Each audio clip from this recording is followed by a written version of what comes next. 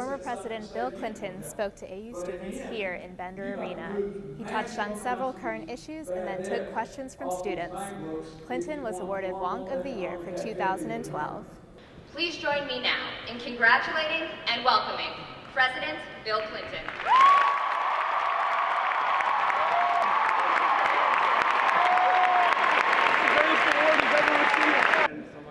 Alex, I want to thank you for inviting me and for making me the first Wonk of the Year.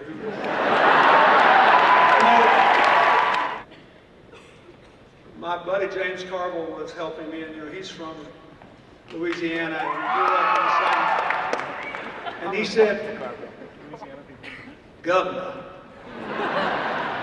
he said, you can't be a wonk and a redneck. You've got to be a wonk or a redneck. They ain't never been a wonk redneck. And I said, well, it's the first time for everything. And here's the question I want you to ask and answer for yourself. What kind of world do you want to live in? For the students here, when you have your own children, what kind of world do you want to bring your children into? When you leave it, what do you want to leave it like? I know the answer to that. I want to leave the world with more shared opportunity and prosperity, more shared responsibility, and a greater shared sense of membership in communities. What do you think your greatest accomplishment is since leaving office? Probably through the Clinton Global Initiative or some other way. What's the biggest thing we've done so far is the AIDS work, because half the people in the world in poor countries who get medicine get it off contracts we negotiated for the least expensive, high-quality AIDS medicine in the world, because we build out health systems. We're doing the same thing with malaria medicine now. But I do that work with the Gates Foundation, with the American program, with the Global Fund on HCV and malaria, with the French-inspired program UNITAID, which buys medicine for poor people around the world. And in America, the most important thing we've done is the Childhood Obesity Initiative, which, among other things, has reduced by 88% the total combined calories of drinks consumed by children in schools.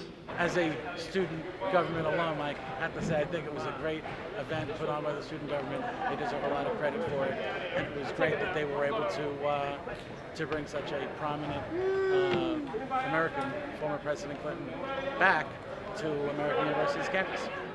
I believe that it is the most interdependent age in human history. It's far more than globalization. You don't have to go anywhere to get on the internet. In 30 seconds, a 10-year-old can find something I had to go to college to learn. The reason I like the Occupy Wall Street movement is that I talked about income inequality when I ran for president. I talked in 1991 and 92. I have talked about it in every speech I've given since 2001. And all these people camping out have done more to raise the issue in international consciousness than I did, giving speeches till I was blue in the face for more than a decade. He answered, he talked about empathy a lot, which I think touched base with a lot of students here. And there was a lot of oohs and ahs in the audience. So that was really nice about his future outlook and all of our happiness. In modern politics, not just here, and not just in democratic societies, but all around the world, what seems to work is conflict and organized division, driving the biggest stake you can into the opposition. But in the real world, what works is cooperation and networking. What would you do to address the current economic and financial crisis of our country? And we should adopt a plan to move us back toward a balanced budget. I would be for doing it even faster than they did. But I wouldn't start it until at a minimum next year. This economy needs more time to heal. We need more growth. In which if you get a diverse group of reasonably intelligent people and give them a complex, multifaceted problem over and over and over and over again, they will make decisions better than any genius, no matter how brilliant, sitting alone in a room. Whether we like it, you have to forge the future together. Thank you very much. Reporting from American University, Shefali Kapadia, ATV News.